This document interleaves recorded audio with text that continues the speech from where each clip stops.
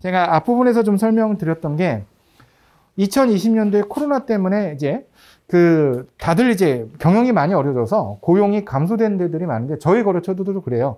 저희 거래처들도 19년도, 18년도에 고용증대 세액공제 굉장히 많이 받았거든요. 근데 20년도에 고용이 감소되는 거예요. 근데 제가 그거를 고용이 감소되면은 세액공제가 추징된다는 얘기를 했었거든요. 사장님 잘은 몰라도 이렇게 되면 우리 세금 많이 내는 거냐 이걸 많이 물어보셨거든요. 근데 그래서 제가 직원이 감소됐어도 조금 상황 봐서 다시 뽑으라고 했는데 도저히 안 된 거예요. 그러다가 2020년도, 아까 잠깐 말씀드렸는데 12월쯤에 20년도에 고용이 감소돼도 추징을 면제해주고 그때 나온 안은 뭐였냐면 그 12월 말하고 1월 달에 나온 안은 요거는 잠깐만 듣고 잊어버리세요. 뭐냐면 고용이 감소해도 2차년도 세액공제도 해주고 추징도 안 해준다는 이런 내용이었어요. 근데 이렇게 1월 초에 입법 예고가 나오고 나서 지금 엊그제죠. 2월 27일 날 국회에서 최종 통과된 내용은 2차년도 세액공제는 안 해주는 걸로 바뀌었습니다.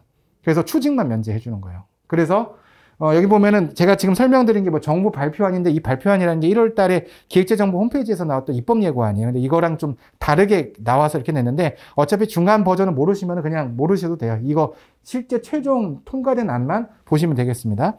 내용을 보시면은 코로나의 특수 상황을 감안을 해서 20년도 고용 감소에 대한 고용증대 세액공제를 이거를 이제 1년 동안 사후관리를 유예하겠다라고 이제 설명을 하고 있어요.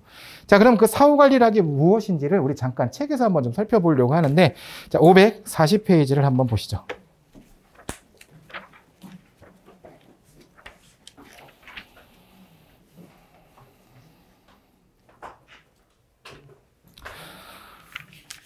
(540페이지보다) (536페이지) 먼저 한번 보고서 보려고 하는데, 이 고용증대 세액공제는요, 기본 이 제도의 컨셉이 이렇게 돼 있어요.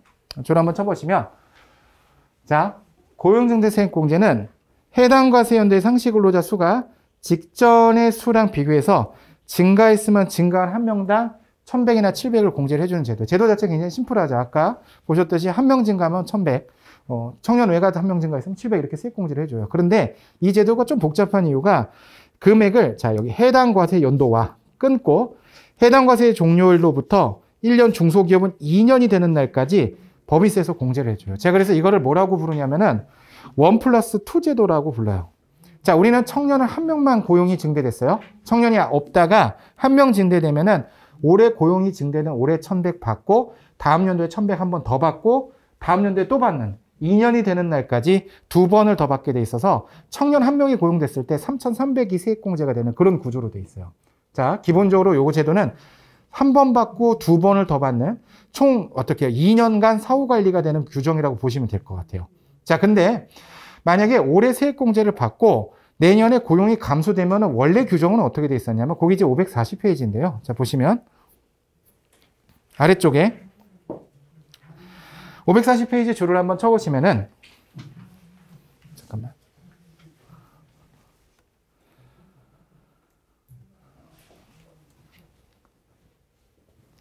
자, 소득세, 법인세를 공제받은 내국인이 최초로 공제받은 과세연도의 종료일부터 2년이 되는 날까지 과세연도의 종료일까지 기간 중 상시근로자가 감소하는 경우는 추가 공제, 즉 2차년도나 3차년도 세액공제를 적용하지 않는다라고 돼 있어요. 자, 보세요. 1+2기 때문에 한 번 세액공제 받으면 2번을 더 받는 거죠. 근데 그 2번을 더 받는 기간 동안에 고용 인원이 감소하면은 2차년도랑 3차년도는 안 받게 돼 있는 거예요. 자, 그래서 요걸 보시면 감소하는 경우에는 적용하지 않는다죠. 그럼 세법은 반대 해석이 가능해요. 반대 해석을 하면은 2차년도, 3차년도의 세액공제 요건은 뭐라고 보시면 좋겠어요. 감소하지 아니하면이죠. 즉 고용이 유지돼야만 2차년도, 3차년도 세액공제를 받는 거예요. 요 해석의 반대는. 자, 그런데 감소하면은 1+2가 아니라 1 하고서 둘째 해는 못 받을 수도 있다는 거죠. 끊겨요. 아니면은 셋째 년도에 바뀌면 첫째, 둘째까지 받고 3차년도부터 못 받게 되는 그런 형태가 됩니다.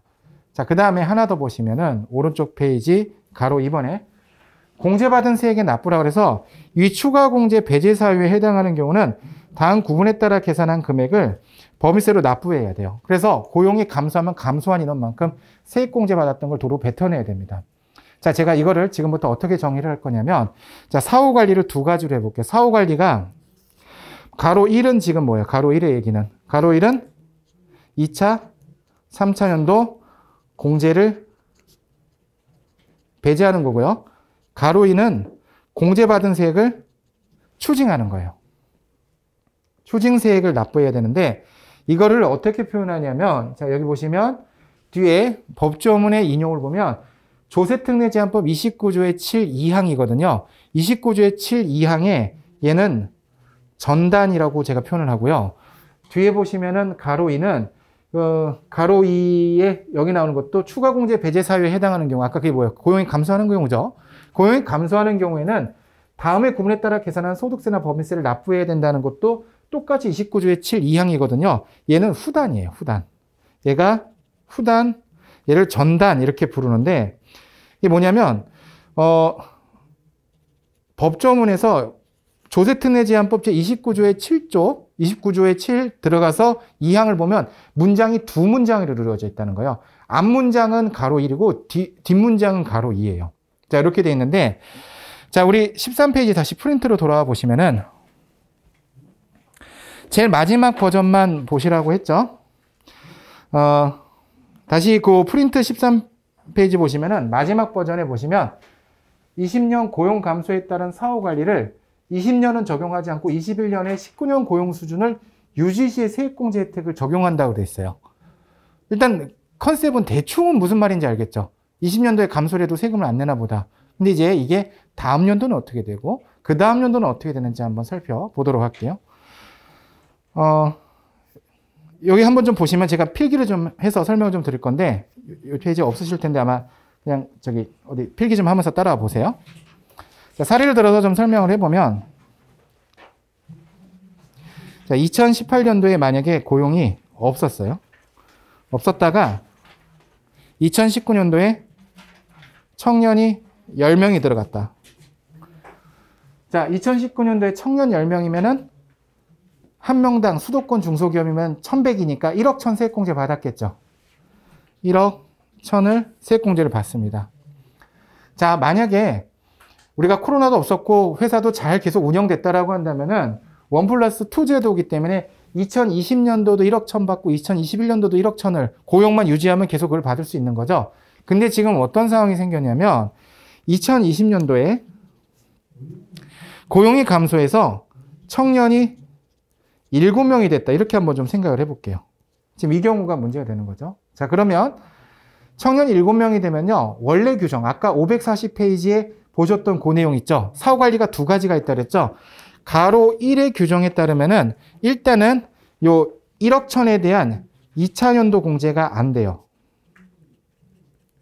그리고 3명이 감소했으면 자, 1명당 1,100이죠. 그래서 10명이니까 1억 1,000 공제 받았죠. 3명 감소했으면 3,300을 납부하면 돼요. 추징으로 원래는 이렇게 가야 되는데 요거를 유예해 주겠다는 거죠. 이렇게 안 하고 요거를 지금 개정된 국회에서 최종 통과된 버전은요. 개정 이렇게 안 하고 가로 1번 똑같이 2차 연도 공제는 안 해줍니다. 그리고 3,300에 대한 납부는 안 해도 돼요. 고용이 감소를 해도.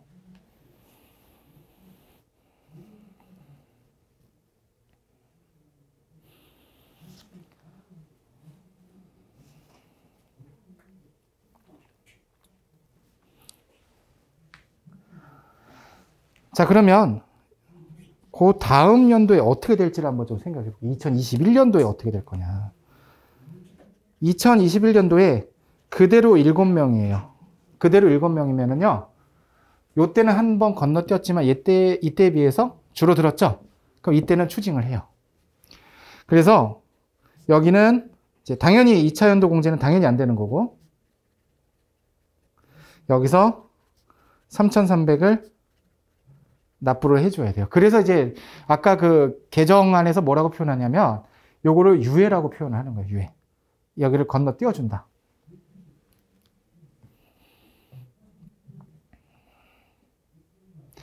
자, 근데 제가 이거를 21년에 A라고 표현을 하고요. 상황이 달라져서 2021년도에 열심히 회사가 회복을 해서 7명이 아니라 다시 10명으로 뽑아서 회복을 했을 수도 있죠. 그 회복을 했다는 얘기는 뭐냐면 19년 수준으로 다시 유지가 된 거예요. 그렇게 되면은 그런 경우에는 2차년도 공제 얼마? 1억 1,000을 공제를 하고 당연히 이제 추징은 없죠.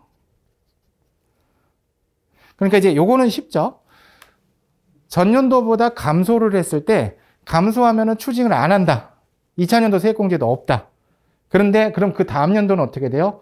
그 다음 연도는 올해 한번 미뤄줬었던 거를 다시 적용을 한다고 보셔야 돼요. 자, 그러면 자, 우리 법조문에서 어떻게 생각을 했었냐면 이 사후관리라는 거를 해당 과세 연도와 두 번 더라고 되어 있잖아요. 법조문에. 즉 해당 과세 연도와 2년간 고용을 유지해야 되고 2년 동안 고용 유지가 안 되면 추징도 나오고 2차년도 세액공제도 안 되잖아요. 근데 이게 조문이 2020년도를 한번 건너뛰었잖아요.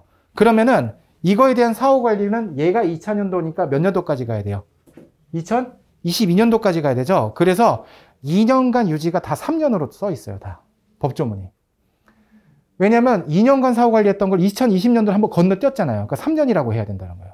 그래서 지금 앞에 보시면은 요 신설 조문이 이렇게 나왔는데 최종 통과된 조문, 국회에서 이제 통과된 조문, 이게 아직 법제처나 이런 데는 반영이 안 돼서 제가 국회에 들어가서 이걸 좀 다운받아서 이제 그 최종 의결된 조문인데요. 이런 거 없어요. 제가 지금 이게 프린트에 못 넣어드렸어요. 급하게 나와서. 자, 보시면 이거 보기 전에 자, 여기까지 이걸 먼저 설명을 할게요. 20년도 고용이 감소, 여기 보시면 위에 19년도 고용 증가 시 20년을 제외하고 21년, 22년까지 고용 유지가 필요하다는 얘기를 지금 하고 있죠. 그럼 원래는 잘 보세요. 원래는 19년도는 2년간 사후관리니까 20에서 21년까지가 사후관리 기간이었죠. 근데 지금 보면은 20년을 제외했으니까 21년, 22년까지니까 사후관리 기간이 몇 년 늘어난 거야. 1년 더 뒤로 밀린 거예요. 자, 이렇게 들어가는 거고요. 자, 지금 제가 잠깐 설명하는데 제가 이거를 몇 번 이렇게 강의를 해봤는데 여기까지 하면 요 사례까지는 그럭저럭 이해가 되는데 위에 있는 법조문을 읽는 순간 무슨 말인지 헷갈려져요. 그래서 잠깐 제가 여기 자막 흐릅니다. 지금부터 하는 내용은 약간 이제 그 정신의 혼돈을 가져올 수 있습니다. 그래서 만약에 지금 여기까지 해서 이해가 잘 됐으면 뒤에 이해가 안 되면 거기 잊어버리세요.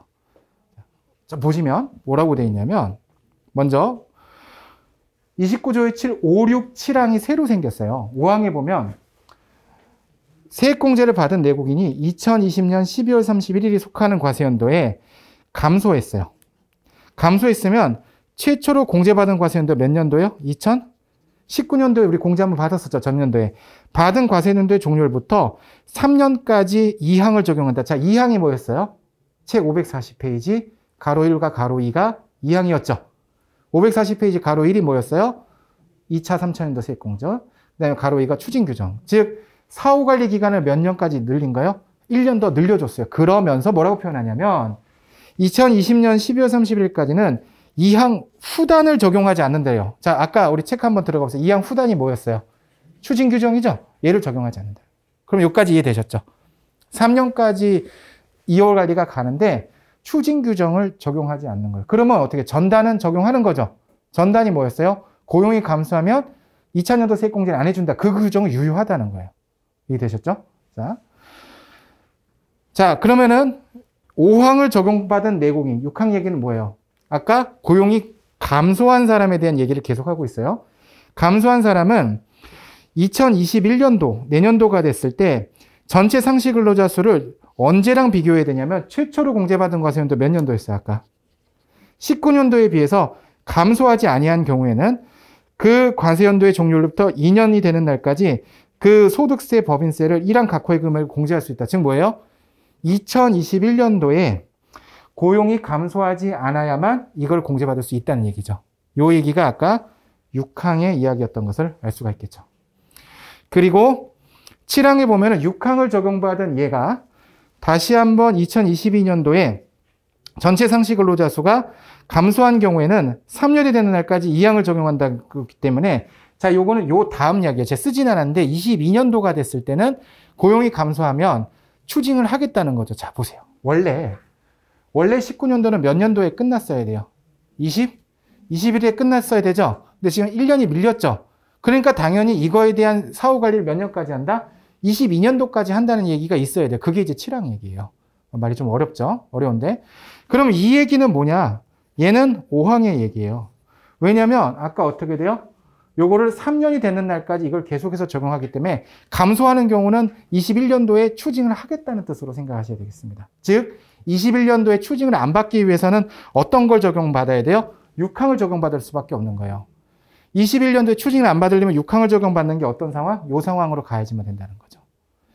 상당히 좀 어려운데 요 정도까지 해서 좀 살펴보시고 고용증대 세액공제 올해는 안 어려워요. 내년이 어려워요. 내년은 감소해도 그냥 이제 추징 없다 이렇게 생각하시면서 가시면 좋겠고